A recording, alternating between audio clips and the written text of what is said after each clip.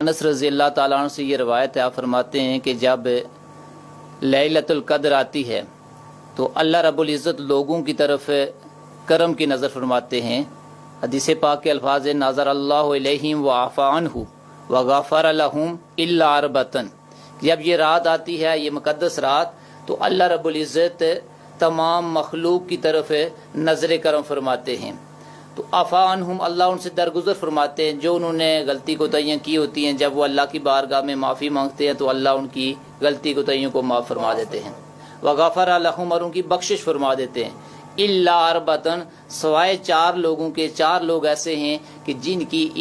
اس شب قدر کے اندر بھی بخشش و مغفرت نہیں ہوتی، الا یہ کہ وہ جو 4 گنہگار لوگ ہیں وہ اپنے ان گناہوں سے توبہ کریں، پہلے سچی توبہ کریں، اور توبہ کرنے کے بعد پھر وہ اس کے اندر عبادت کریں، اللہ کی طرف رجوع کریں، تو پھر اللہ معاف فرما دیتے ہیں۔ ان میں سے پہلا فرمایا مدمن الخمر۔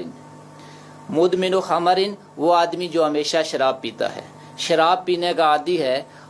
اس لیے کہ شراب کو ام الخبائث کہا گیا ہے کہ یہ تمام برائیوں کی جڑ ہے۔ جو آدمی شرابی ہوتا ہے اس کی عقل کام نہیں کرتی، وہ ہر وقت جو ہے وہ حدود اللہ کی بھی خلاف ورزی کرتا ہے، وہ حقوق اللہ کی بھی خلاف ورزی کرتا ہے، حقوق العباد کی بھی خلاف ورزی کرتا ہے۔ اور شب بارات اور شب قدر جیسی عظیم جو بخشش و مغفرت کی راتیں ہیں، حضور نبی رحمت صلی اللہ علیہ وسلم نے ارشاد فرمایا کہ شرابی کی ان راتوں میں بھی بخشش نہیں ہوتی، اس لیے کہ یہ وہ گناہ کبیرہ ہے جو انسان کی عقل کو زائل کر دیتا ہے اور اس کے ہوش و حواس نہیں قائم رہتے۔ جب ہوش و حواس نہیں قائم رہیں گے تو وہ اللہ کی حدود کی خلاف ورزی کرے گا۔ تو اس لیے آقا کریم علیہ الصلوۃ والسلام نے فرمایا جو آدمی شراب کا عادی ہے، جب تک وہ اس سے تائب ہو کر اللہ کی بارگاہ میں رجوع نہیں کرتا، اس وقت تک اس رات کی عبادت کی بدولت بھی اس کی بخشش و مغفرت نہیں ہوگی۔ دوسرے نمبر پہ آقا کریم علیہ الصلوۃ والسلام نے فرمایا آکن لوالدیہ، وہ آدمی جو کہ اپنے والدین کا نافرمان ہے، اپنے والدین کی فرمانبرداری نہیں کرتا، ان کا حکم نہیں مانتا، ان کے آگے بولتا ہے، یا جس بھی انداز میں اب اپنے والدین کی نافرمانی کرتا، اس لیے کہ والدین وہ عظیم ہستی ہیں کہ اللہ رب العزت نے جہاں اپنی عبادت کا حکم دیا، وہاں آگے ساتھ حکم دیا کہ والدین کے ساتھ احسان کرو، اور پھر کہا ان کے آگے بولو تک نہیں، اف تک نہ کہو، یعنی والدین کے حکم کے سامنے سر تسلیم خم کرنے کا اللہ نے حکم دیا ہے۔ تو جو آدمی اپنے والدین کے لیے گالی گلوچ کا سبب بنتا ہے، اپنے والدین کے لیے جو ہے نیک نامی کے بجائے بدنامی کا سبب بنتا ہے، یا ڈائریکٹ ان کے حکم کی حکم عدولی کرتا ہے، وہ اپنے والدین کا نافرمان ہے۔ تو جب تک وہ اپنے والدین کو راضی کر کے، ان کو خوش کر کے پھر اللہ کی بارگاہ میں توبہ استغفار کرے تو اس کی توبہ تو قبول ہو جائے گی، اس کی بخشش ہو جائے گی۔ لیکن اگر وہ اپنے والدین کو خوش نہیں کرتا، ان کو ناراض رکھتا ہے، اور لیلۃ القدر کی عبادت کو حاصل کرنے کی یا اس کے اندر نوافل پڑھتا ہے، تو آقا کریم علیہ الصلوۃ والسلام نے کہا کہ اس کی بخشش و مغفرت نہیں ہوگی۔ اور تیسرے نمبر پہ آقا کریم علیہ الصلوۃ والسلام نے ارشاد فرمایا وقاطع الرحمین، فرمایا جو آدمی رشتہ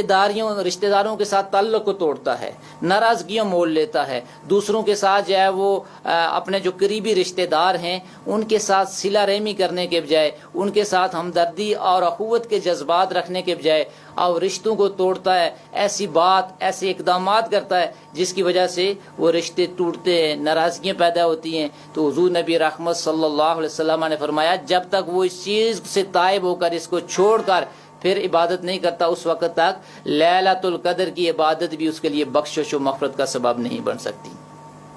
اور چوتھے نمبر پہ آقا کریم علیہ الصلوۃ والسلام نے وہ مشاہنین، فرمایا وہ آدمی جو کینہ پرور ہے، جو دل میں دشمنی رکھتا ہے، دوسروں کے لیے دل میں بغض رکھتا ہے، دشمنی رکھتا ہے، اور اس کو پروان چڑھاتا رہتا ہے، اور دل میں دوسروں کا جب وہ ان کو نیچا دکھانے کی پلاننگ کرتا رہتا ہے، ان کا کے حوالے سے برا سوچتا رہتا ہے، اسے کینہ پرور کہتے ہیں۔ تو آقا کریم علیہ الصلوۃ والسلام نے فرمایا جو اس سوچ کا مالک ہوتا ہے، اس لیے کہ یہ ایک ایسی برائی ہے، یہ ایسا گناہ ہے جو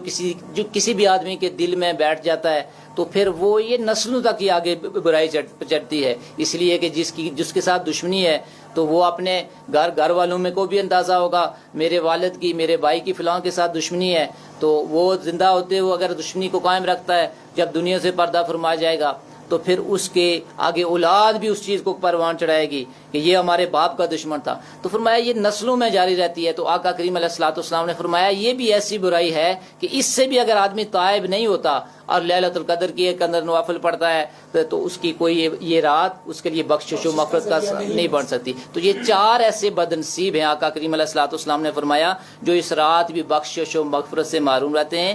نمبر 1 شراب پینے والا، نمبر 2 والدین کا نافرمان، نمبر 3 جو ہے وہ قطع رحمی کرنے والا، رشتہ داروں کے ساتھ تعلق کو توڑنے والا، اور نمبر 4 کینہ پرور. تو یہ 4 برائیاں ایسی ہیں. اللہ رب العزت ہر ایک انسان کو، ہر ایک مسلمان کو ان سے محفوظ رکھے.